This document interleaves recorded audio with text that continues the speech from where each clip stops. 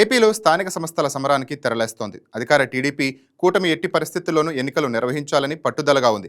వీలైనంత త్వరగా స్థానిక సంస్థల ఎన్నికలు పూర్తి చేయాలని చూస్తోంది. ఓటరు జాబితా రూపొందించడంతో పాటు క్షేత్రస్థాయిలో ఎన్నికల నిర్వహణకు సంబంధించి అన్ని ఏర్పాట్లు జరుగుతున్నాయి. అయితే ఈ ఎన్నికలకు కూటమి ప్రభుత్వం సజావుగా తీసుకువెళ్లేందుకు ప్రయత్నిస్తోంది. ఇటు జగన్ నిర్ణయంతో వైసీపీ కేడర్ అయోమయంలో ఉన్నారా, లేక స్థానిక సంస్థల ఎలక్షన్స్లో పోటీ చేయాలా వద్దా అనే డైమలాలో జగన్ ఉన్నారా అనేది ప్రశ్నార్థకరంగా మారింది. ఆంధ్రప్రదేశ్లో మున్సిపల్ ఎలక్షన్స్కి అలాగే కార్పొరేషన్ ఎలక్షన్స్కి రంగం సిద్ధమైంది. త్వరలోనే పంచాయతీ ఎలక్షన్స్ కూడా ఎన్నికల కమిషన్ ఏర్పాట్లు చేస్తుంది.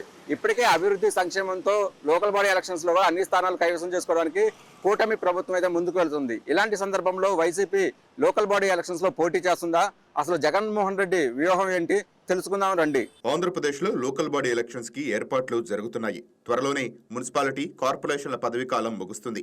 గ్రామ పంచాయతీల్లో పదవీ కాలం ఏప్రిల్ 2 వరకు ఉంది.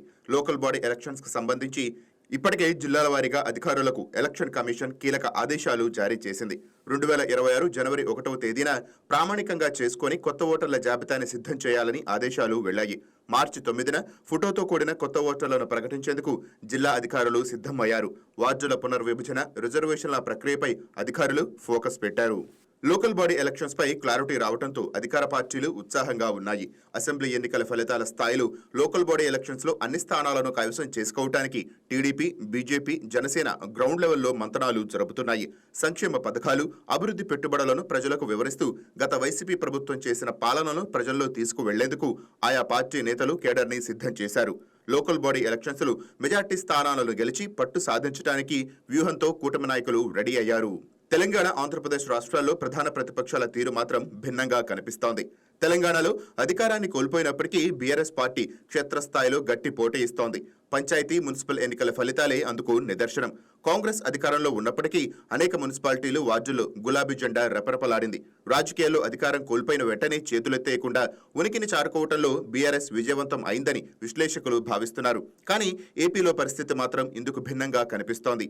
వచ్చే నెలలో సర్పంచ్, మున్సిపల్ ఎన్నికలు జరుగుతున్నాయన్న ప్రచారం ఉన్నప్పటికీ వైఎస్ఆర్ కాంగ్రెస్ పార్టీలో ఆ స్థాయి సన్నాహాలు కనిపించడం లేదు. గత అసెంబ్లీ ఎన్నికల ఫలితాల తరువాత అనేక మంది కీలక నేతలు పార్టీని వీడటం, మౌనంగా ఉండిపోవటం జగన్మోహన్ రెడ్డికి అతిపెద్ద సవాల్గా మారింది. ప్రభుత్వం అక్రమ కేసులు బనాయిస్తోందని, ఓట్ల తొలగింపు జరుగుతోందని ఆరోపిస్తున్న వైసీపీ నేతలు ఎన్నికలను బహిష్కరించాలనే ఆలోచనలో ఉన్నట్టు ప్రచారం జరుగుతోంది. ఇప్పటికే కొన్ని ఎన్నికలను బహిష్కరించిన వైసీపీ ఇప్పుడు స్థానిక పోరుకు కూడా దూరంగా ఉంటే అది ఆత్మహత్యా సాదృశ్యమే అవుతుందని పరిశీలకులు హెచ్చరిస్తున్నారు. ఈ విషయంలో వైసీపీ కూడా బీఆర్ఎస్ నుండి స్ఫూర్తి పొందాల్సిన అవసరం ఉందంటున్నారు. ఎన్నికల నుంచి తప్పుకోవటం వల్ల ప్రత్యర్థులకు ఏకగ్రీవ విజయాలను కట్టబెట్టినట్టు అవుతుంది. మిగిలిన ఉన్న కేడర్ కూడా ఇతర పార్టీల వైపు చూసే అవకాశమూ ఉంది. స్థానిక సంస్థల ఎన్నికలు అంటే ఖర్చుతో కూడుకున్నవి, ఆపై అధికార పార్టీకి అనుకూలంగా ఉంటాయి. అందుకే ఇప్పుడు వైసీపీ పరిస్థితి వింతగా ఉంది. పోటీ చేస్తే ఓటమి భయం, తప్పుకుంటే కేడర్ దూరం అవుతుందన్న ఆందోళన వైసీపీలో స్పష్టంగా కనిపిస్తోంది.